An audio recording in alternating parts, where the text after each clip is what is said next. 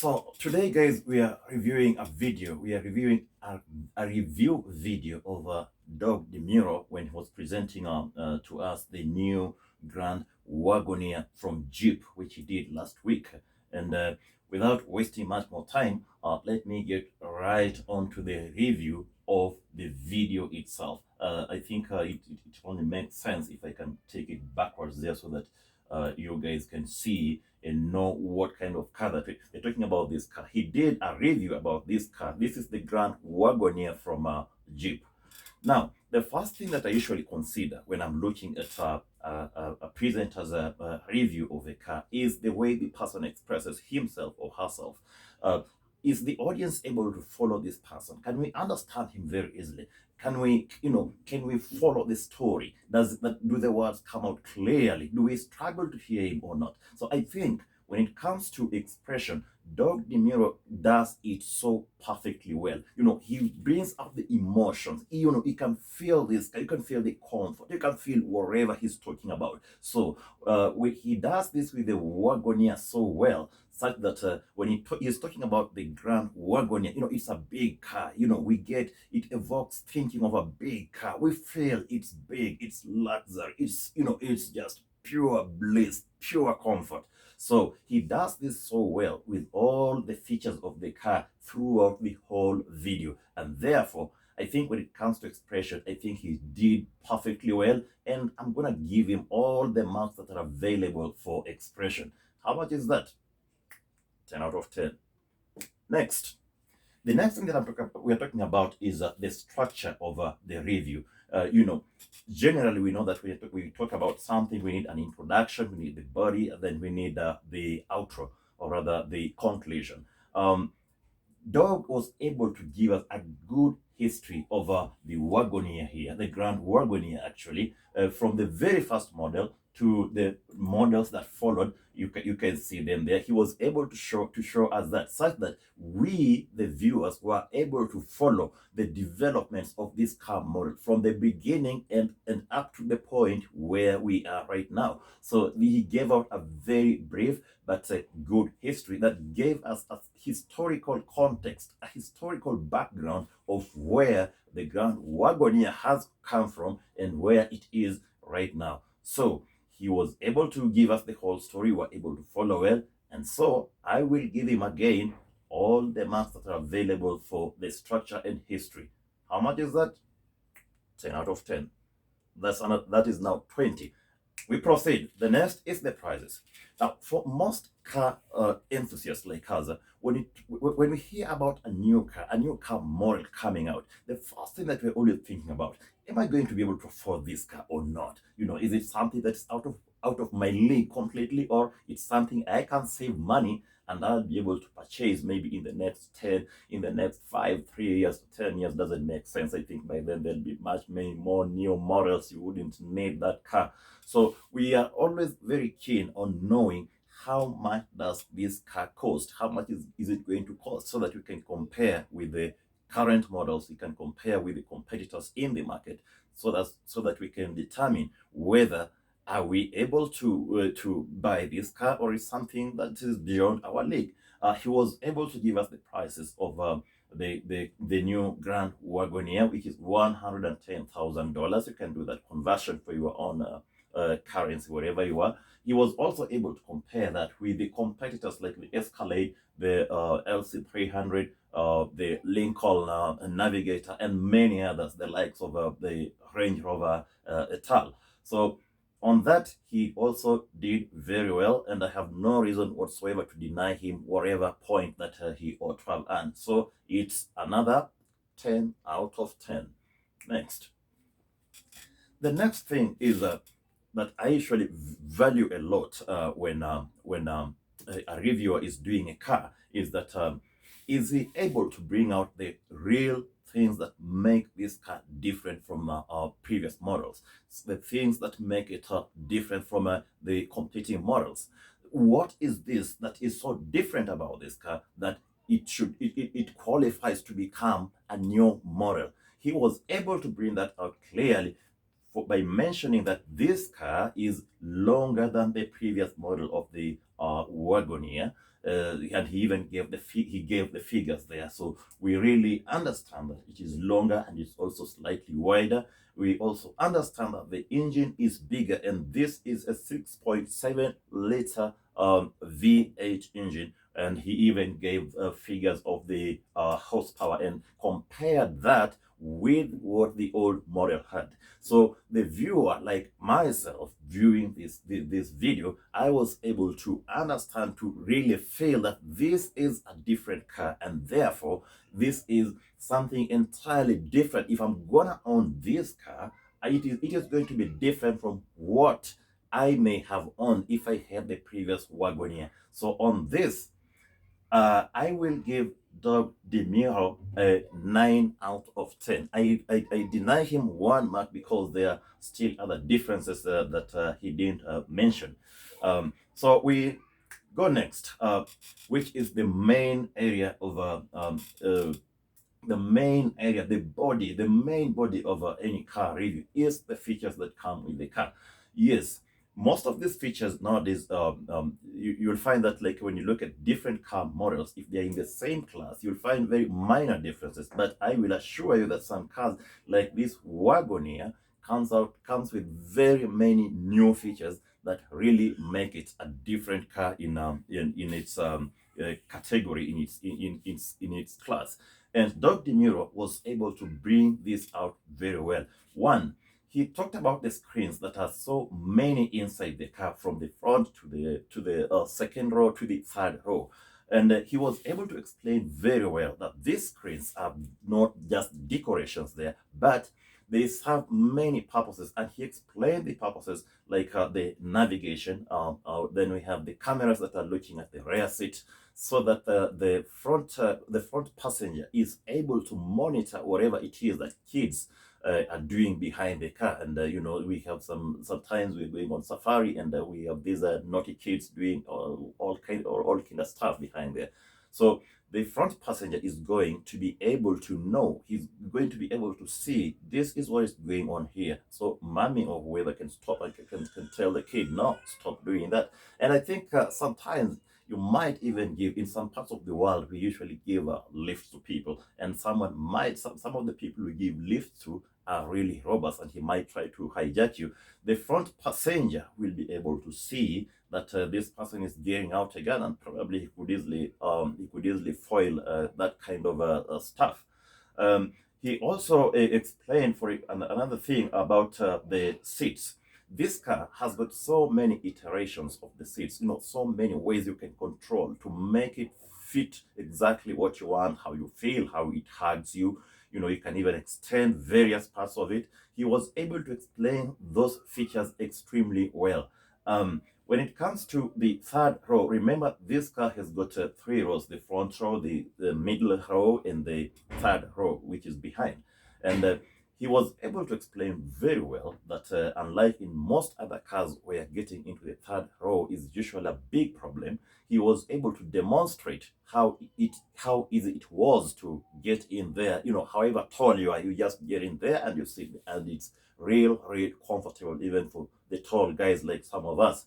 And even the controls for those seats, for the folding of the second and the third rows, he was able to explain and demonstrate how it's done from the entrances, so that you don't have to struggle to get to the seat for you to do whatever it is, whether it's folding it down or folding it back up. So in terms of the understanding the features, the presentation of the features, the raising of the car, the lowering of the car, the way the lights behave, when you press whatever button that you do. And they are all very useful features. Doug DeMuro he clearly understood very well what the purpose of each of these features was, and he was able to explain, even to someone who is not a techie, you would be able to follow and see that if I want a car that can do A, B, C, D, then the Grand Wagoneer is the kind of car that can do this for me. So when it comes to, I had given a total of 50 marks for the various features, and there are many features. If you want to know all of them, then you just have to watch the video itself. So out of a possible 50, I'm giving Doug DeMuro 45 out of 50. Then the last element that I look at when I'm watching a car review video is the way the reviewer is able to analyze the technical and the utility aspects of the car, and to explain that to the viewer, to the audience, to the potential customer, so that he can make a decision. He can understand why this particular maker decided to include this kind of feature, why this particular car maker decided to to put whatever it is that he puts there. So he was very analytical in that. For example, he was able to identify that the company is trying to separate, to bring out, to position the Wagoneer as a brand of its own that is independent of Jeep. Such that now they position it as the ultra luxury in the line of Jeep cars. So I think this was very, very important to bring this out. There was also the other feature on are we there yet? This is a feature that we can use if you're going on safari, and we don't, most many times if you are going on safari, we do not know exactly where we are going, and it's human nature to get a bit curious. You want to know how far are we until the moment when we get there. Maybe we want to notify our hosts that we are 50 kilometers away, we are like 1 hour down the line. So this feature is able to give you that. It was able to bring out very clearly how this feature can be very useful to someone who is using this. And there is also the other element about the engine. Remember, we said this is a 6.7 liter engine, which with a very, very high consumption. Its consumption is 18 gallons per 100 miles city, and 13 gallons per 100 miles highway. No, it should be the other way. 13 gallons per 100 kilometers highway, and 18 gallons per 100 miles in the city. So this is very important to understand that this is very high consumption, and for most parts of the world where fuel, where gasoline is very expensive. So this is an issue that you will want to consider. If you find that the price of fuel is too high for you, perhaps this is not the right car for you to purchase. And also, we have guys who are really concerned about the environment. If you really have feelings for the environment, you don't want to pollute the environment, then this is not the right car that is going to that you should purchase. The other element, the other aspect, there are other areas where I felt that Doug DeMuro did not do a real justice to the car. For instance, when you look at the review, you will notice that the front passenger and the driver do not have cup holders. And I think these are really important, a very important feature in modern motoring, and especially when you're talking about an SUV that you're going to take out somewhere somewhere in the wilderness, somewhere in the bush. You're going to take it out camping. It's a weekend of relaxation, and you might want, sometimes you go out in the desert and it's very, very super hot. So most of the times we want to be able to be taking some drinks as we drive leisurely, as we head wherever we are going. So the lack of cup holders for the front passenger and the driver, I think this is a very serious oversight from the side of the Jeep, and Doug DeMuro also was not able to notice that.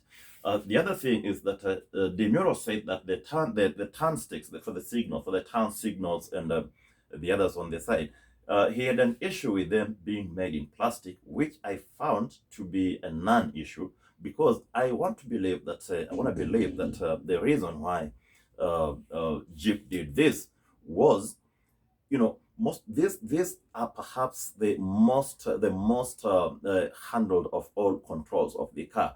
Now remember, with your sweaty hands, turning these things, touching them every now and then, I want to believe that if they used leather there, it would probably get worn out very fast. And therefore, I really don't think on my part that it was an oversight on the side of Jeep.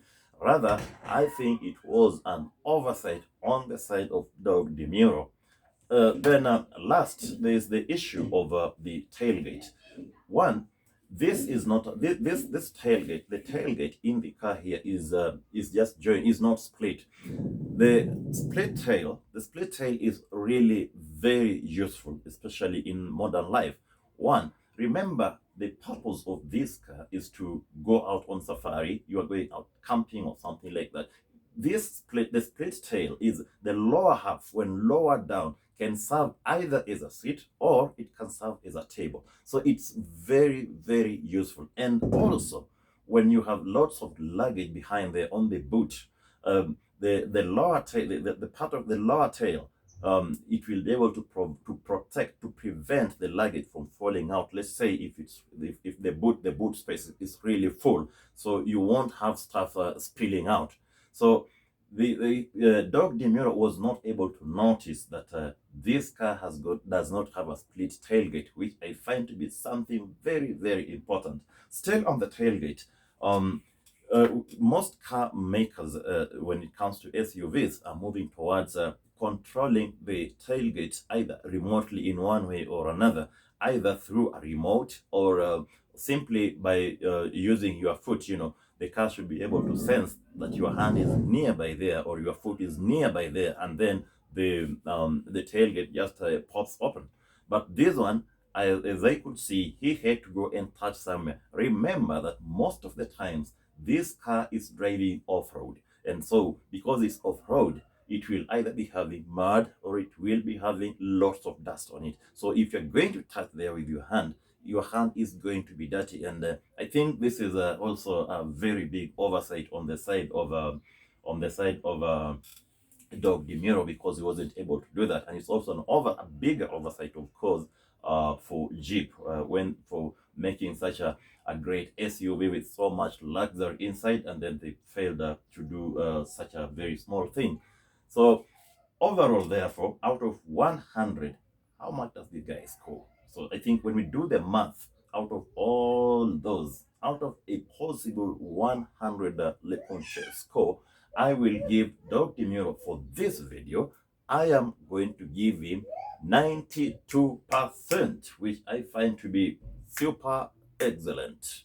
So until we do a review of another car review video next week, this is Le Pontien. This is your weekly program of Le Pontien reacts on what do they drive. Till next week, au revoir.